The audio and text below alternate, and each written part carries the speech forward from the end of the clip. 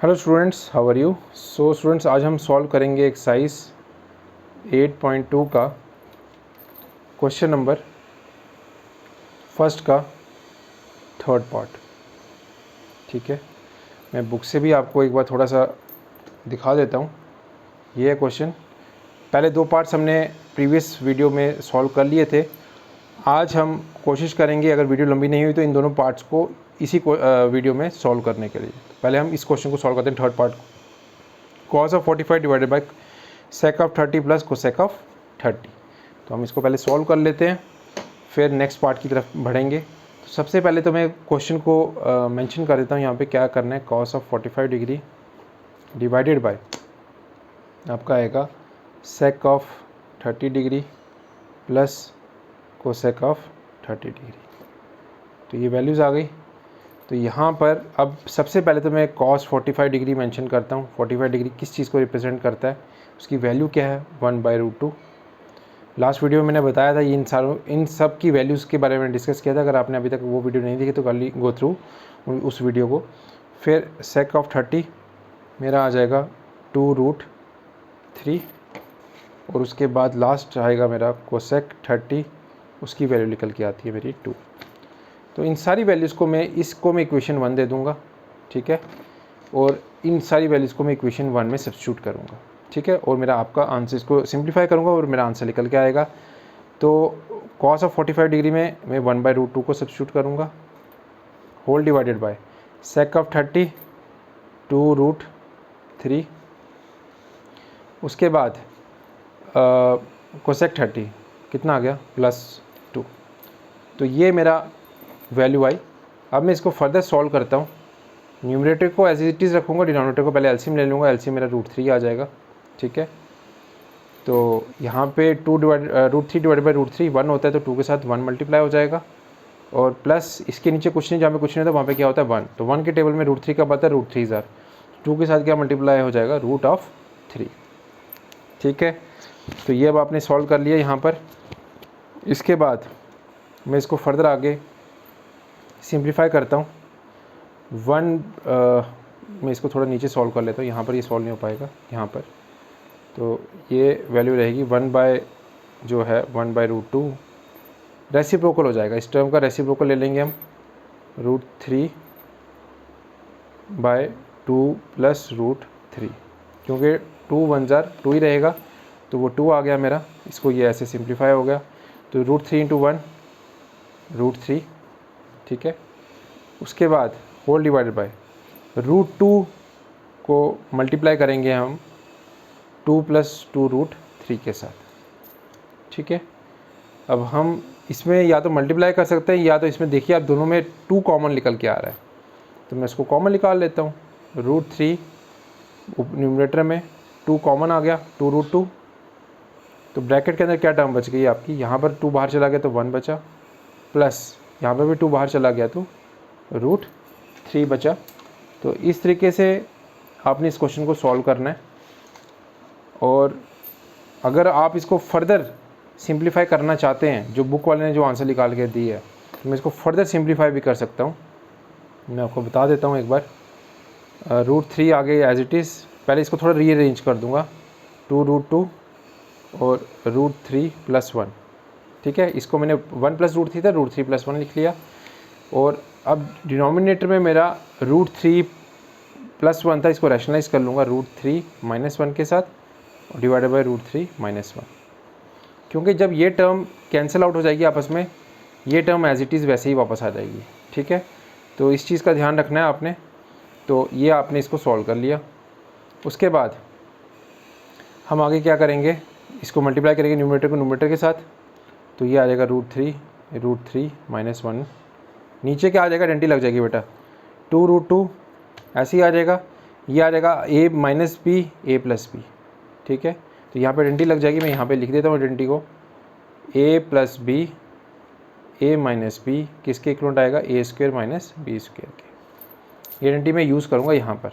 ठीक है, अब इस आइडेंटिटी के अकॉर्डिंगली क्या होगा आगे, यहाँ पर बन जाएगा a का स्क्वायर। a क्या है, √3 का स्क्वायर, इसको मैं कर्ली ब्रैकेट्स में ले लेता हूँ, और -a बी का स्क्वायर क्या है 1।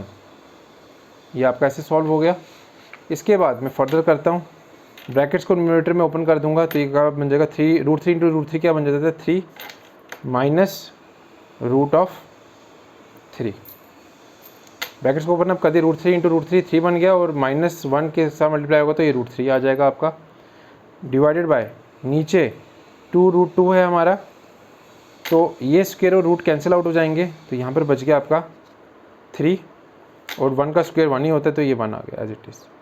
इसको फर्दर हम आगे देखते हैं, 2√2 और ये आ जाएगा 2, 3 - 1 2।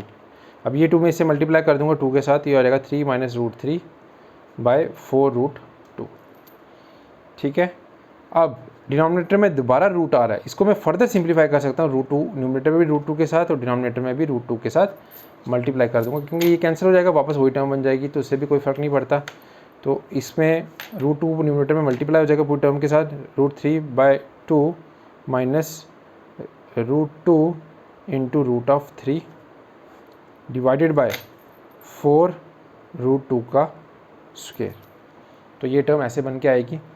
इसके बाद क्या होगा कि 3√2 एज इट इज़ रहेगा और ये 3 इंटू √2 इंटू √3 बन जाएगा आपका √6 होल डिवाइडेड बाय 4 और ये स्क्वायर और ये रूट कैंसिल आउट हो जाएंगे 4 इंटू 2। इसको मैं फर्दर सॉल्व करता हूँ, √2 माइनस √6, उसके बाद होल डिवाइडेड बाय 4 2 ज़ार 8। तो आपका आंसर ये निकल के आया। ठीक है, थोड़ा सा ये लेंथी हो गया, क्वेश्चन डिफ़िकल्ट नहीं है, सिर्फ थोड़ा सा लेंथी है। मैं थोड़ा सा रिकैप देता हूँ फटाफट आपको। सबसे पहले cos 45 by sec 30 plus cosec of 30, इनकी वैल्यूज़ को मैंने यहाँ पे मेंशन कर दिया। cos 45 1/√2, sec 30 2/√3, cosec of 32। उसके बाद ये आइडेंटिटी भी याद रखिएगा, नीचे इंप्लीमेंट होगी a + b और a - b का इक्वल टू क्या होगा a² - b²। उसके बाद वैल्यूज़ को सब्स्टिट्यूट कर दिया मैंने, इसको इन वैल्यूज़ को इसके अंदर, तो मेरा जो वैल्यू निकल के आई 1/√2 होल डिवाइडेड बाय sec 30 आ जाएगा 2√3 और कोसेक 30 आ जाएगा आपका 2। ये आ गया। फिर मैं एलसीएम ले लूँगा, इसका एलसीएम ले लिया, यहाँ पर मैंने 1/√2 होल डिवाइडेड बाय 1, यहाँ पर √3 रहेगा मेरा एलसीएम, तो √3 डिवाइड बाय √3 कितना हो जाएगा 1, तो 1 ऊपर मल्टीप्लाई हो गया और 2 को मल्टीप्लाई 1 के टेबल में √3 कब आता है, जो एलसीएम है मेरा √3 था, तो √3 ऊपर जाके 2 के साथ मल्टीप्लाई हो गया। तो ये मैंने एलसीएम ले लिया यहाँ पर सिंपल। कई स्टूडेंट्स ऐसे होते हैं जिनको एलसीएम में भी डिफ़िकल्टी आती है, इसलिए मैं ये एलसीएम का पार्ट करके बता रहा हूँ। आप सोचो ये सर ऐसे ही वीडियो को लंबा कर रहे हैं, लेकिन कई बार ऐसा होता है कि स्टूडेंट्स को एलसीएम लेने में भी डाउट आता है, तो ये मैंने इसका एलसीएम लिया है यहाँ पर, देखिए कैसे एलसीएम लिया। फिर उसके बाद मैंने इसको क्या किया, ये बीच में डिवाइड था यहाँ पर, इसको मल्टीप्लाई कर दिया, इसका रेसिप्रोकल हो जाएगा। दोनों के बीच में साइन मल्टीप्लाई का आ गया, पहले डिवाइड का था, ये रेसिप्रोकल हो गया, √3 ऊपर गया और ये वैल्यू नीचे आ गई। 2 को 1 के साथ मल्टीप्लाई किया तो वो 2 प्लस √3 आ जाएगा। अब इन टर्म्स को आपस में मल्टीप्लाई कर दूंगा, न्यूमरेटर को न्यूमरेटर के साथ, डिनोमिनेटर को डिनोमिनेटर के साथ, तो √3 और यहाँ पर √2 इनसे मल्टीप्लाई हो जाएगा। ब्रैकेट्स, अब यहाँ पर ब्रैकेट्स में ओपन नहीं कर रहा हूँ, यहाँ पे दोनों में √2 कॉमन है, 2 बाहर आ जाएगा, 2 बाहर ले लिया, ये वैल्यू बन गई आपकी। उसके बाद √3 होल डिवाइडेड बाय 2√2 ब्रैकेट में √3 प्लस 1।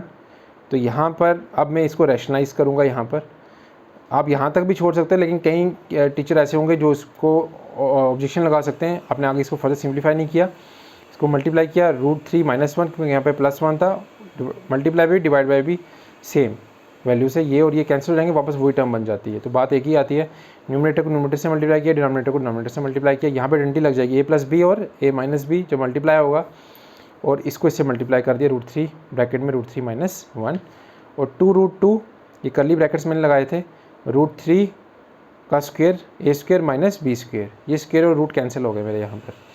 फर्दर कि ये क्या आ गया, और जब मैंने इसको मल्टीप्लाई किया √3 इंटू √3 3 बन जाएगा और -√3 आ जाएगा, ये इसके साथ मुझे मल्टीप्लाई होगा, तो ये 3√3 आ गया होल डिवाइडेड बाय क्या हो जाएगा 2√2, ये स्क्वायर जो कैंसिल हो गया था यहाँ पे 3 - 1 बन गया, ये 3 - 1 आ गया आपका, तो 3 - √3 डिवाइडेड बाय 2√2, 3 - 1 कितना आ गया 2। उसके बाद 3 - √3 और 2 मल्टीप्लाई हो गया 2 के साथ, ही हो गया 4√2। अब मैं डिनोमिनेटर में दोबारा स्क्वायर रूट आ रहा है, इसको सिंप्लीफाई फर्दर कर दूंगा न्यूमरेटर को भी रूट 2 से, नीचे भी रूट 2 से, तो 2 रूट और 2 रूट मल्टीप्लाई हो जाएंगे तो वो बन जाएगा रूट 2 का स्क्वायर, और न्यूमरेटर में भी रूट 2 दोनों से मल्टीप्लाई हो जाएंगे इसके साथ, तो ये वैल्यू निकल के आपकी आएगी। अब इसको मैं फर्दर थोड़ा सा सिंप्लीफाई कर लेता हूँ। यहाँ पर रूट 2 इंटू रूट 3 कितना हो जाएगा, रूट 6, तो ये 3 रूट 2 माइनस रूट 6, और यहाँ पे 4 इंटू 2, तो ये क्या आएगा 4 इंटू 2, ये बन जाएगा 8, तो 3 रूट 2 माइनस रूट 6 ये आ जाएगा आपका 8। This is your final answer. थोड़ी सी वीडियो लंबी हो गई, तो आई होप आपको हर एक स्टेप इसको समझ में आ गया होगा। अगर स्टिल आपको कोई डाउट आता है तो ये हमारे व्हाट्सएप नंबर्स हैं जो आपको शो हो रहे हैं स्क्रीन पे, आप हमें कॉन्टैक्ट कर सकते हैं। कोई भी डाउट है तो आप हमसे पूछ सकते हैं। Thank you so much students, मिलते हैं नेक्स्ट वीडियो में।